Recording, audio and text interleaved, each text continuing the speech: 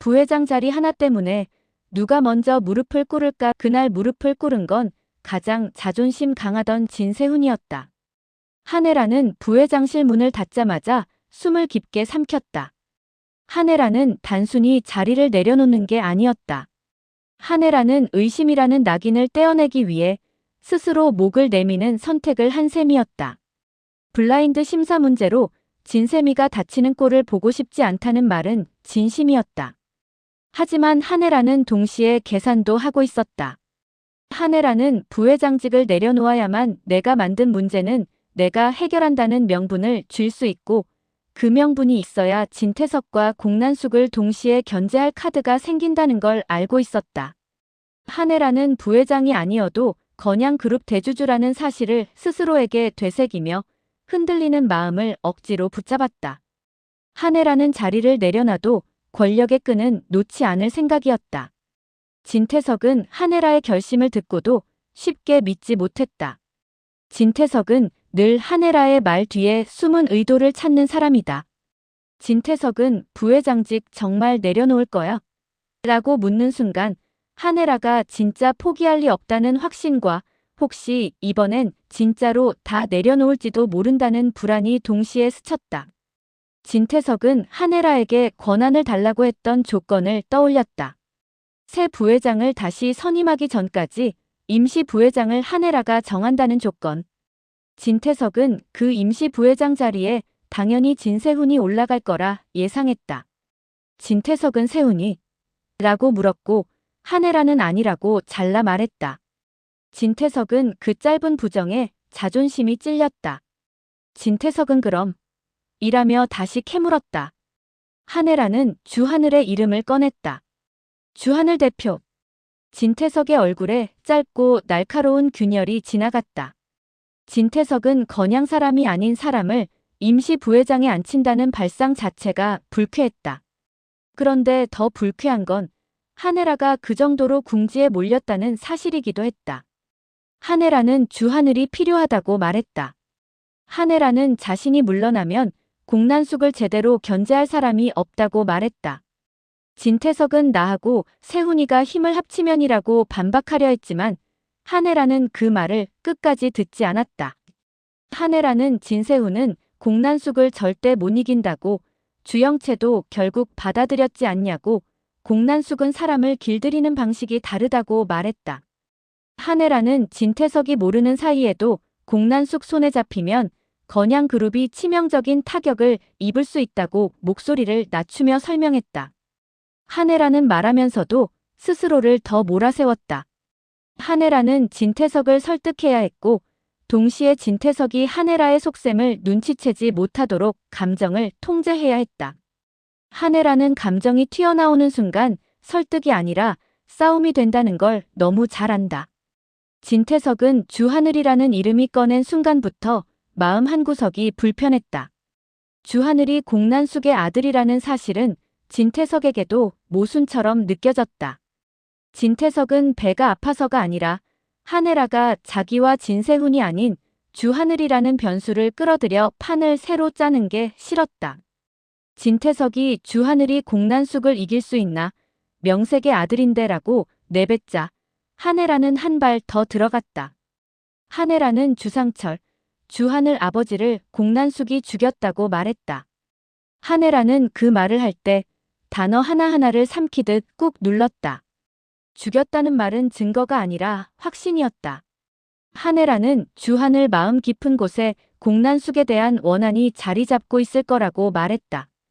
한혜라는 바로 그 원한이 공난숙의 허를 찌르는 칼이 될 거라 믿었다. 그리고 한혜라는 결정적인 공포를 덧붙였다.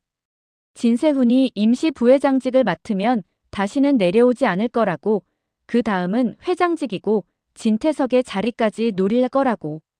그 말을 듣는 진태석의 표정은 변했다.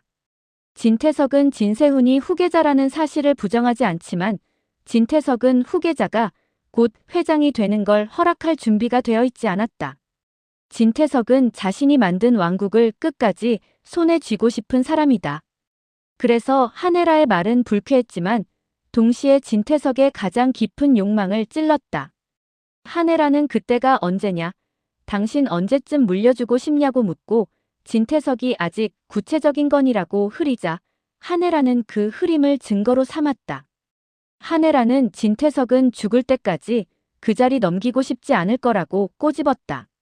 한혜라는 주하늘을 임시 부회장으로 앉히면 외부 인물로 조직 문화를 개혁한다는 명분도 생기고 주하늘 사업을 건양 신사업과 연결할 수도 있다고 달콤한 그림을 그렸다. 한혜라는 마지막에 임시직이다. 난 다시 복귀할 거다라고 못 박으며 진태석의 불안을 달랬다.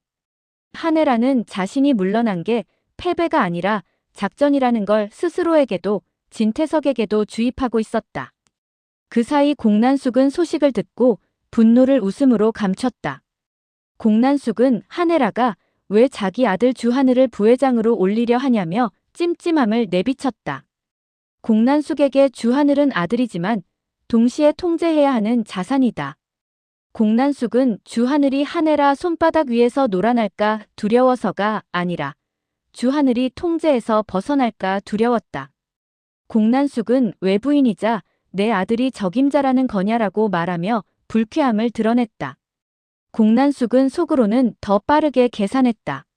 한혜라가 진짜로 주하늘을 감싸는 게 아니라면 한혜라가 노리는 건 단 하나, 공난숙을 견제할 칼이다. 그리고 그 칼이 주하늘이라면 공난숙은 그 칼이 자기에게 겨눠질 가능성을 가장 먼저 지워야 했다. 진세훈은 더 노골적으로 흔들렸다.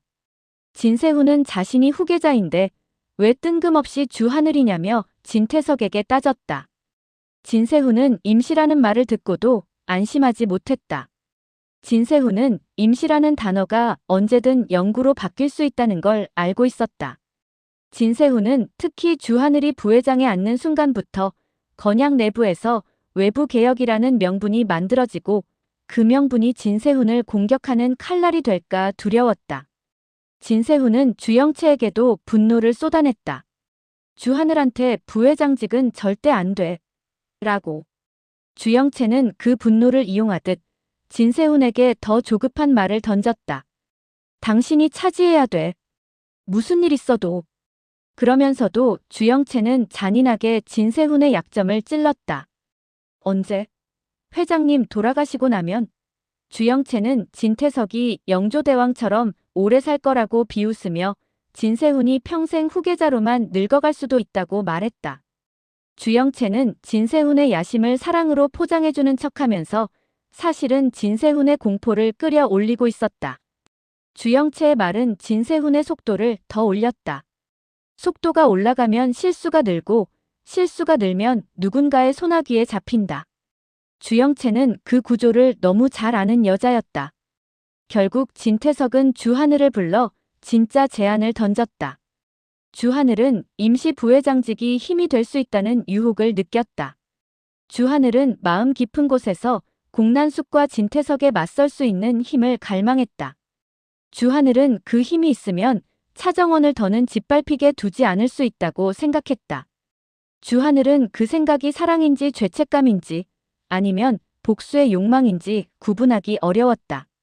주하늘은 자신이 차정원에게 차였다는 사실보다 차정원이 벼랑 끝에 서 있다는 사실이 더 크게 느껴졌다.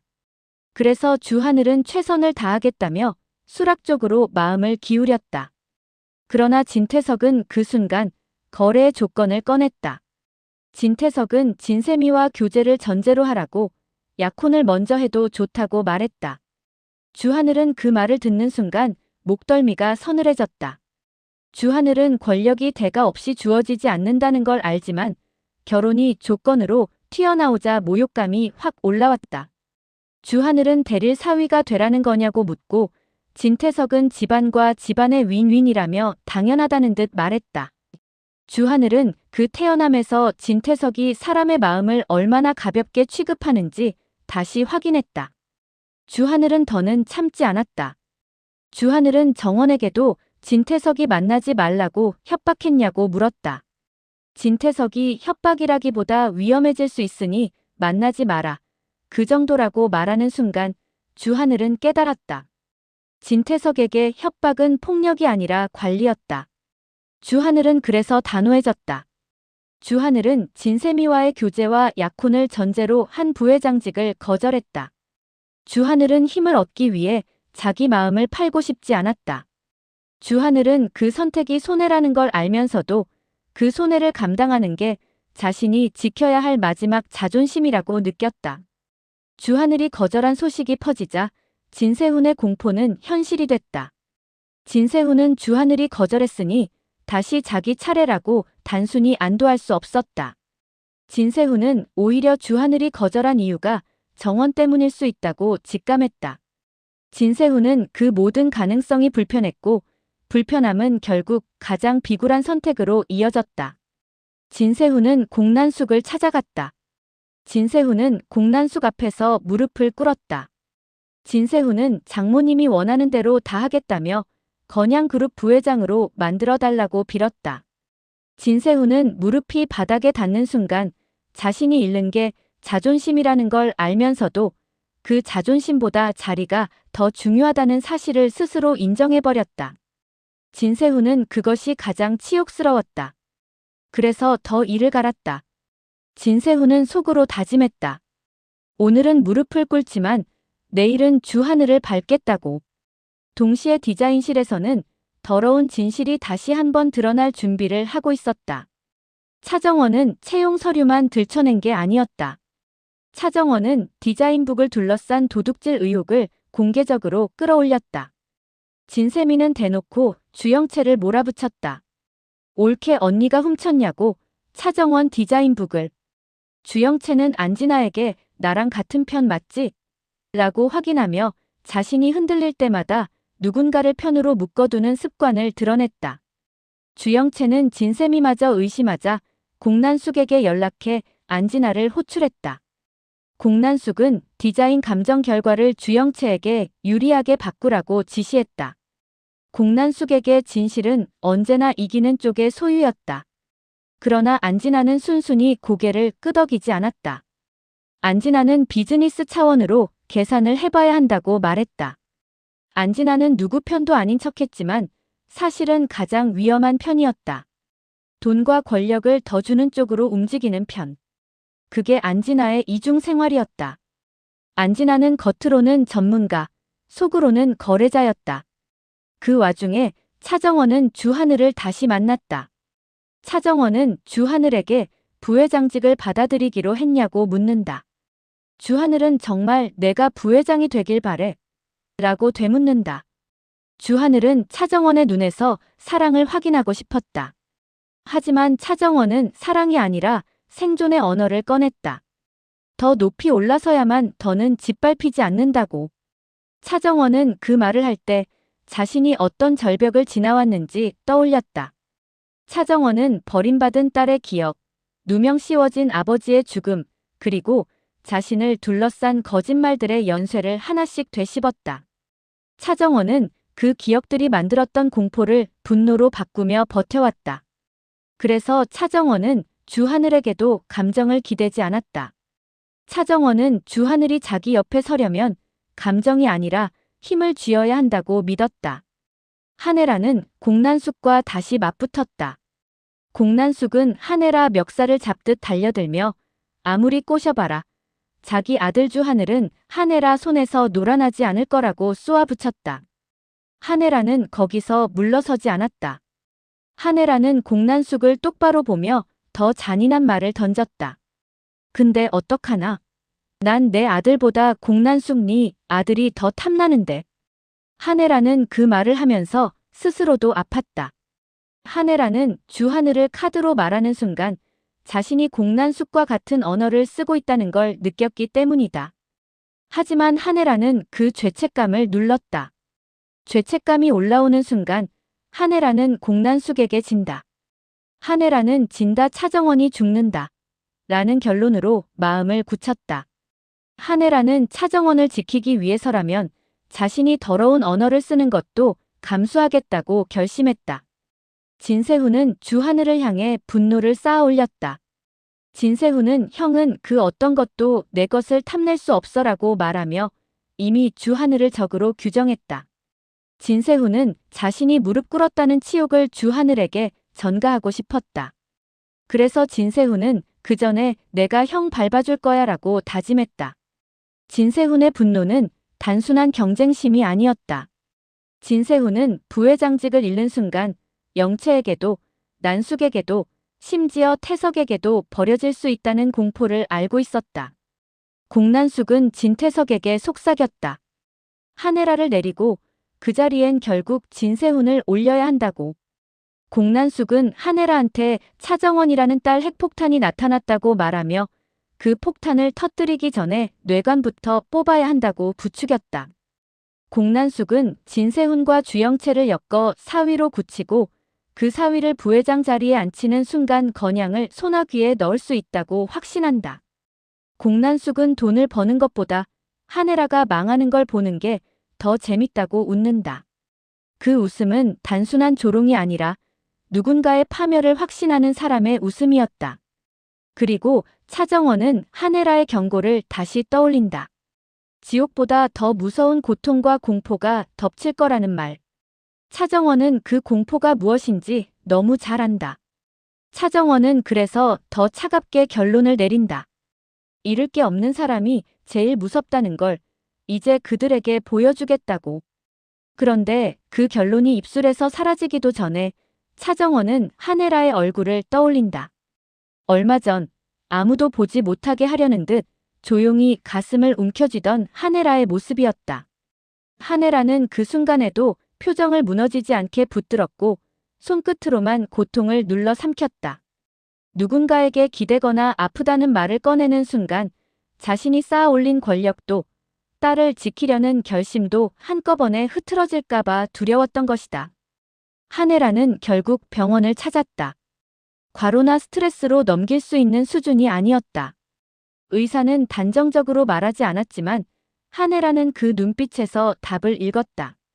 심장이 더는 버티는 척만으로 버틸 수 없는 상태라는 걸. 치료 계획이 필요했고 약이 필요했고 무엇보다 무리하지 말라는 가장 잔인한 조언이 따라붙었다. 한혜라는 웃었다. 무리하지 말라니. 지금 자신이 무리하지 않으면 차정원은 진태석과 공난숙에게 그대로 찢길 텐데. 한혜라는 몸이 아니라 전장에서 살고 있었다. 차정원은 그 사실을 우연히 알았다. 한혜라가 숨겨두려던 진료 예약 문자를 스쳐본 게 시작이었다. 처음에는 믿고 싶지 않았다. 한혜라는 언제나 강했고 언제나 날카로웠고 언제나 남의 약점을 먼저 찢어 발기는 사람이었다. 그런데 그 사람이 심장을 부여잡는다. 차정원은 한혜라를 미워하면서도 그 순간만큼은 미움이 제대로 작동하지 않았다. 미움이란 건 상대가 멀쩡할 때나 굴러간다. 상대가 무너지기 시작하면 미움은 갑자기 방향을 잃고 허공에 매달린다. 차정원은 한혜라를 직접 추궁하지 않았다. 대신 조용히 확인했다. 자료를 뒤졌고 기록을 맞췄고 병원 이름과 진료과를 연결했다. 그리고 마지막에 유전이라는 단어가 차정원의 눈을 걸었다. 차정원은 그 단어를 보는 순간 가슴 안쪽이 이상하게 조여왔다. 마치 단어 하나가 신체 반응을 호출하는 것처럼 숨이 한 박자 늦게 들어왔다. 그날 밤 정원은 혼자서 계단을 오르다가 잠깐 멈춰섰다. 심장이 빠르게 뛰었다. 평소의 긴장과는 다른 리듬이었다. 숨이 얕아졌고 손끝이 차가워졌다. 설마라는 생각이 들었지만 차정원은 그 설마를 바로 눌러버렸다. 지금 무너질 시간이 없었다. 지금은 더 높이 올라가야 할 때였다. 더 높이 올라서야만 더는 짓밟히지 않는다고 스스로에게 말했던 그 문장을 차정원은 다시 붙잡았다. 하지만 몸은 거짓말을 하지 않았다. 며칠 뒤 차정원은 또 한 번 같은 증상을 겪었다. 이번에는 단순한 두근거림이 아니었다. 마치 심장이 제멋대로 박자를 바꾸는 느낌이었다. 차정원은 결국 병원을 찾았다. 검사 결과를 기다리는 시간 동안 차정원은 이상하게도 공난숙이나 진태석이 아니라 한혜라를 떠올렸다. 자신이 가장 증오하는 사람의 병이 지금 자신의 몸에서도 시작되고 있다는 가능성. 그 가능성은 공포보다 더 잔인했다. 차정원은 이게 벌처럼 느껴질까봐 더 두려웠다. 살아남으려고 악착같이 싸웠는데 피가 같은 곳에서 같은 고장이 시작된다면 그건 누구에게도 설명할 수 없는 굴욕이었다. 의사는 조심스럽게 말했다. 초기 소견이 있습니다. 정밀 검사가 더 필요합니다. 그 말은 확정이 아니라 시작이었다. 시작이라는 말이 더 무서웠다. 차정원은 그 자리에서 무너지는 대신 고개를 끄덕였다. 마치 회사 보고서를 확인하듯 감정을 잘라낸 얼굴로 다음 검사를 예약했다. 차정원은 속으로 계산했다. 치료에 필요한 시간, 숨길 수 있는 기간, 그리고 무엇보다 누구에게 말할지의 문제. 차정원은 주하늘에게는 말하지 않기로 했다. 주하늘은 연민으로도 사랑을 선택할 사람이다. 차정원은 그 연민이 가장 위험하다고 생각했다. 차정원은 자신이 불쌍해져서 곁에 남는 관계를 믿지 않았다. 차정원은 같은 길을 가는 동지라던 자신의 말을 지키기 위해서라도 아픈 모습을 보이고 싶지 않았다. 한혜라도 마찬가지였다. 한혜라는 차정원의 상태를 알게 된다면 그건 모성이 아니라 전략으로 바뀔 가능성이 컸다. 한혜라는 딸을 지키기 위해서라면 딸의 병까지도 협상 카드로 바꿀 사람이다. 차정원은 그 가능성이 역겨웠고 동시에 그 가능성 때문에 한혜라를 더 닮아가는 자신이 싫었다. 그때였다. 진태석의 책상 위로 또 다른 봉투 하나가 올라왔다. 이번에는 채용 고발 서류도 언론 기사도 아니었다. 진태석의 표정은 한순간에 굳어버렸다. 이건 회사 문제가 아니라 집안이 터진다는 신호였다. 진태석은 봉투를 뜯는 손끝이 순간 멈칫했다. 종이의 첫 줄에 적힌 문장이 눈을 찔렀다. 진세훈 생모 박영란 약물 과다 투여 사망사고 진실 증거 자료 확보. 진태석은 그 문장을 읽는 순간 목 뒤쪽이 서늘해지는 걸 느꼈다. 박영란의 죽음은 단순한 비극이 아니었다. 박영란의 죽음은 진태석과 공난숙이 함께 만든 완벽한 정리였다.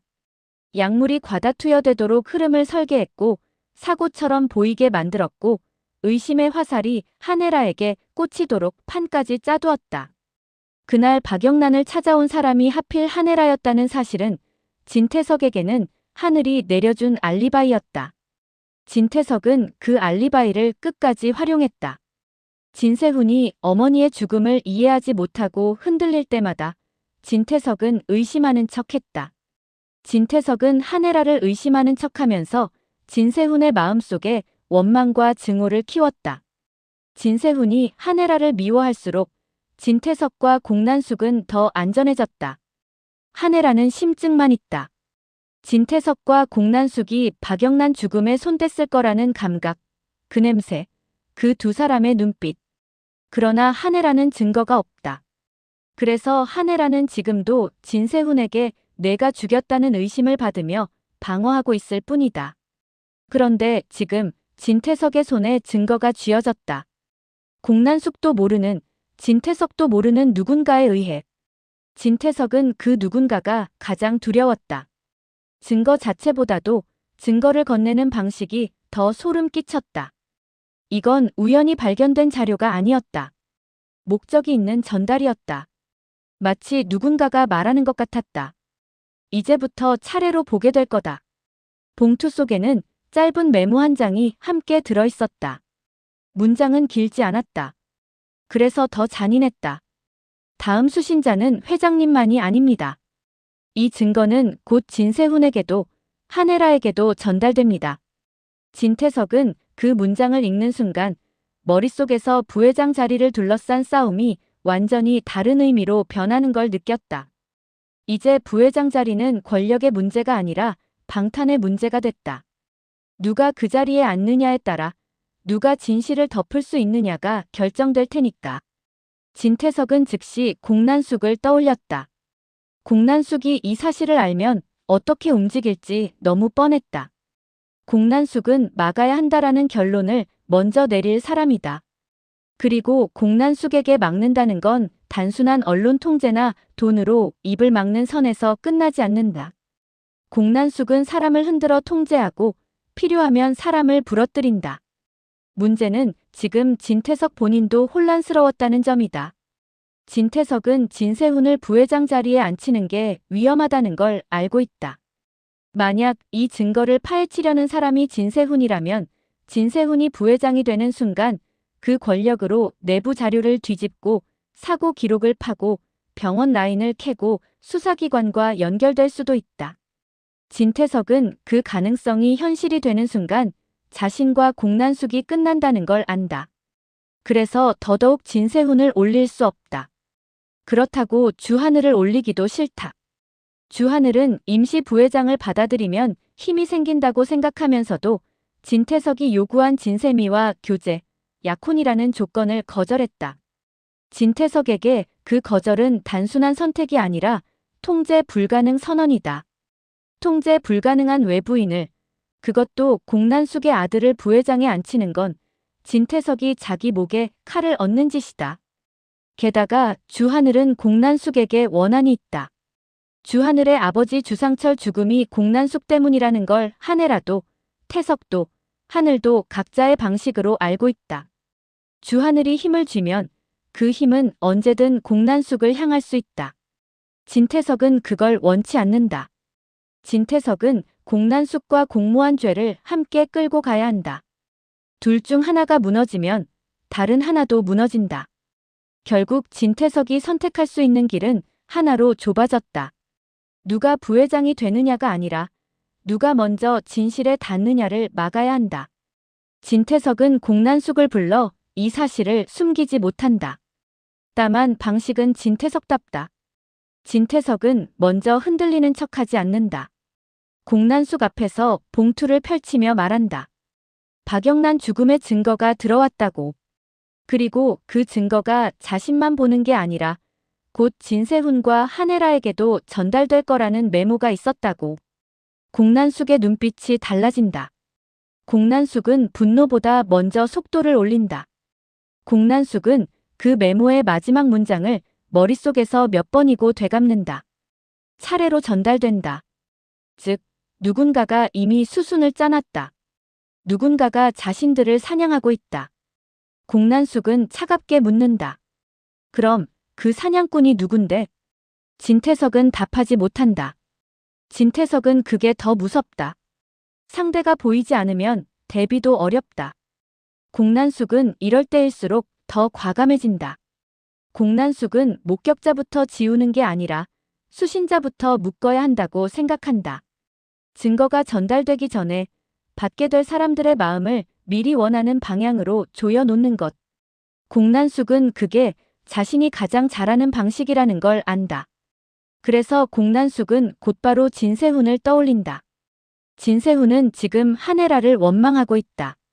어머니가 죽던 날 한혜라가 찾아왔다는 사실 하나로 진세훈은 한혜라를 범인으로 마음속에 확정해버렸다. 진태석은 그 원망을 일부러 키워왔다. 진세훈이 한혜라를 미워하는 동안 진태석과 공난숙은 숨을 쉬었다. 그런데 만약 진세훈이 증거를 받는 순간 그 원망이 방향을 바꿔버리면 진세훈은 한혜라가 아니라 진태석과 공난숙을 향해 칼을 들 수도 있다. 그리고 그 칼은 그동안 쌓아올린 후계자의 권력과 결합해 더 위험해진다. 공난숙은 그래서 결론을 내릴 수밖에 없다. 세훈을 부회장에 앉히면 안 돼. 하지만 공난숙은 동시에 모순을 안고 있다. 공난숙은 세훈이 부회장이 되어야 자기 사위가 건양을 장악할 수 있다. 공난숙은 그 목표를 포기할 수 없다. 대신 방향을 주하늘과 진세미 결혼으로 우회한다. 욕망과 공포가 한 사람의 얼굴에서 부딪힌다. 진태석 역시 마찬가지다.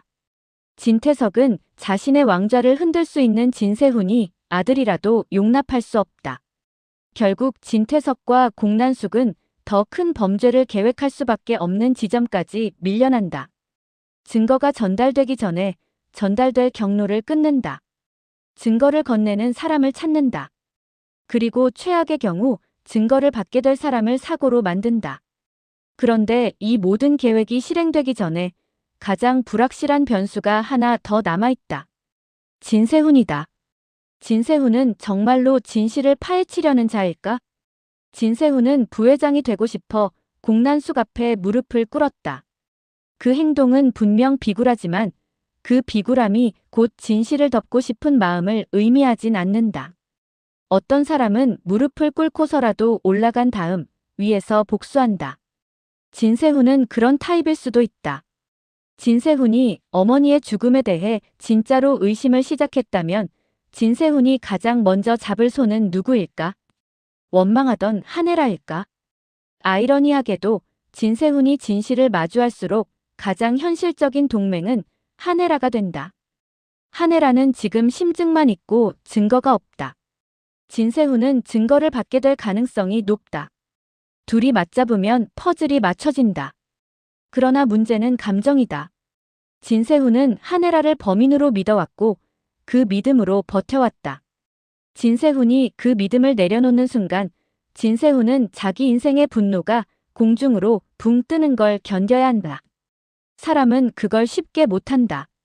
분노는 고통을 버티게 해주는 연료이기 때문이다. 진태석은 종이를 구기며 깨닫는다. 이 게임은 이미 시작됐다.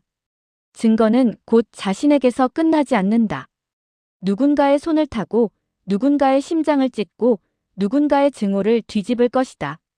그리고 그 순간부터 부회장 자리는 권력의 상징이 아니라 생존의 방패가 된다.